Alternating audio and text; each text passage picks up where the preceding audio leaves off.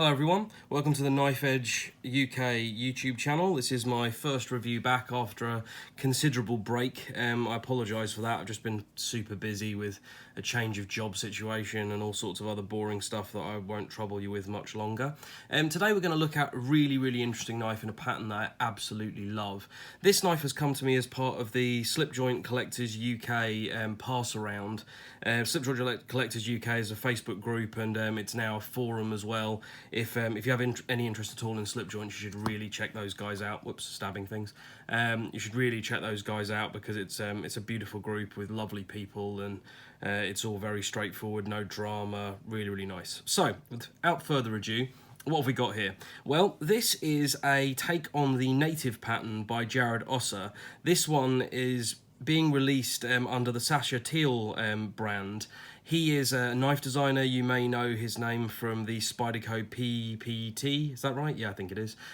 Which is sort of quite a different knife to this, obviously, but this isn't his design specifically.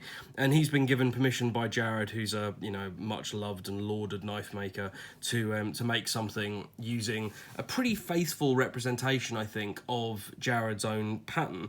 So, without further ado, now you know what it is. Let's get some size comparisons. Unfortunately, my collection has shifted around a little bit. I don't have quite the plethora of size comparisons that I used to, but let's show you a few anyway. This is it against a GEC number 14 pattern. This is actually the Slipjoint Collectors UK Group knife for, was it 2018? And it's a very small slip joint. You can see butt to butt there's a pretty notable difference. And then let's put it against the Impinda from Chris Reeve Knives. So there you go, that gives you an idea. We're pretty comparable here actually. Handle length is virtually identical. Usable blade length is a little bit shorter on the Sacha Thiel. Birdy, I should say, that's what he's referring to this version of his pattern as, the Birdy, which is quite a cool name actually, I quite like it. You can see the usable edge length there is slightly longer on the Impinda. But we'll come back to that because that's an interesting point. And then just for the sake of putting it next to something which is quite a common size comparison for people, there it is against a large Chris Reeve Sebenza.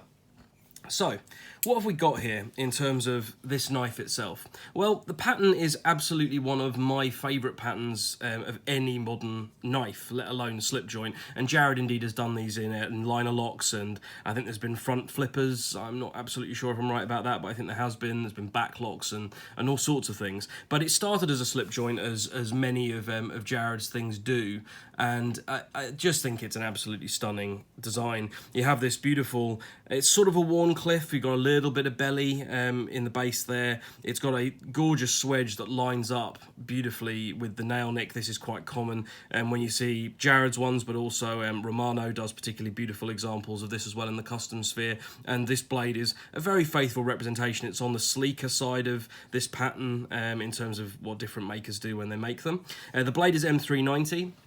It's been stonewashed really nicely. It's a slightly coarser stonewash than you might get in something like the Chris Reeve knives. You can see that's just a little bit more sort of semi-non-reflective, and yeah, it is a slightly different style of stonewash. I'd say it's a little coarser, but it's very pretty. You can also get these in satin blades as well, and it's a really nice sort of overall look. This one has a OD green micarta handle covers, steel liners. Steel back spring. The blade, as I said, is M390, so no problem there. Although we are seeing M390 now on so many different knives at so many different price points that while it's still a fantastic steel, it probably isn't quite as much of a contributor in people's minds to cost as it used to be. Handle is typical native, locks into the hand beautifully. You have this little dip here and this secondary one, first two fingers in there. It's absolutely lovely. So that's the overall feel of the knife. It's lovely in hand, it works very well.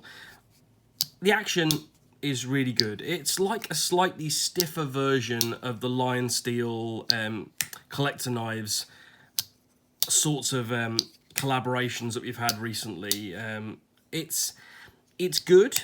I think it's enough, personally. I would say the pull is probably... Obviously, this is always really subjective, but it's probably around a 5 or a 6. And then into past the half stop, which is a lovely, there's a nice crack into the half stop, which I always really like, and then you get more, the secondary pulls are more like a 7 or so. It holds really firmly, it doesn't really want to shut, and with a native that has this classic kick design, seeing some natives now which have got a stop pin internally so you don't have the kick. I personally don't think they look as good, but also I like the extra little bit of safety that provides, because you can get right up there and, I mean, you're going to struggle to close that on your hand, to be absolutely honest. So it's a really nice and very practical design. There's no real downsides in terms of the fit and finish. Everything is really beautifully flush. You've got a slight rounding in the spine there, if this will focus. There we go. There's a slight rounding in there which just provides the maker with a little bit of leeway in terms of how perfectly that fits up as the blade tang engages with the surface of the back spring. Works very nicely, no issues there. There's almost a tiny little chamfer alongside the back spring as well, which I think will catch lint and all sorts of little iffy bits and bobs, but it's not bad by any means. And it is beautifully flush in the open position.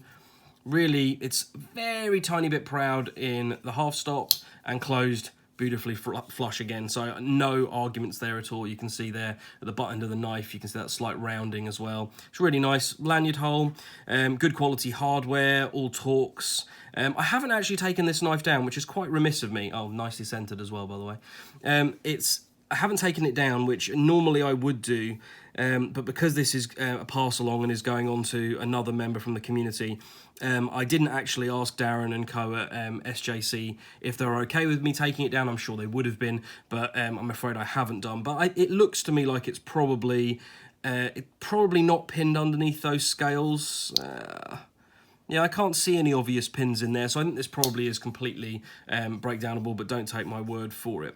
In terms of UK carry, seeing as, you know, we're talking about this being a pass round at Slipjoint Collectors UK, we come on to the only real downside of this knife, and it is a spectacularly good knife, and it's not cheap. And it gets even more expensive based on the cover materials. This isn't the most expensive. The cheapest is G10. You go up to the micarta, there's titanium, there's different surface finishes for the titanium as well. So you start at one point and you end up, I think, at the maximum cost for these is around 300 euros, maybe a little bit more than that. And obviously at that point, you're really considering, if you want to carry a slip joint, the legality of it in the UK. That's where we come to one little potential contentious issue here. And that's that. And obviously, don't take your legal advice from someone on the internet, but in terms of the blade length, you can hopefully see there that the blade in full length is about 3¼ inches. Now, if you take legal carry requirements to be 3 inches for the total blade length, obviously this is oversized. However, if you take legal carry in the UK to be edge length, you can see very clearly this is well within the 3-inch margin. So you have a bit of an issue there in terms of the fact that the government website, as at the time of writing, suggests that it's cutting edge length that we're interested in the UK, and the police website in the UK indicates that it's blade length. And you can find that that contradiction echoed across a great many websites, across a great many knife sites. If you go onto the Heine Haynes site, for example, they have one view. You know, it's different elsewhere. I won't waste your time by sharing exactly whether or not I would carry this. I have mixed feelings. It probably is more down to mood, more down to where I'd be, but obviously I have to let you know so that you can make that decision for yourself. And incidentally, this is my custom native pattern interpretation by Johan Ellis, and you can see that this one has exactly the same concern, and you know, again, I have the same sort of quandary with that. Incidentally, this one's got a slightly longer handle and about the same length of blade. Yeah, so that's your Sacha Thiel. I hope I'm pronouncing that right. I might not be. Birdy, and it's a lovely knife. I'd be more than happy to recommend it. It's got great materials, really, really good fit and finish. It's really nice in hand, and it's probably the most available, actually, I think it certainly is, the most available take that's ever been put out there of the Jared Oeser native, and that is just a stunning pattern. Also comes with this little slip, which is all right. Nothing special. Kind of does the job. Doesn't fully protect the knife in my view because it leaves the butt easy to access, which is fine. But anyway, we're at 10 minutes now. I've been rambling. Apologies if this first video back's a little more disjointed than some of my previous ones. I'm sure you'll forgive me. I'm sort of getting back in the swing of things. One downside.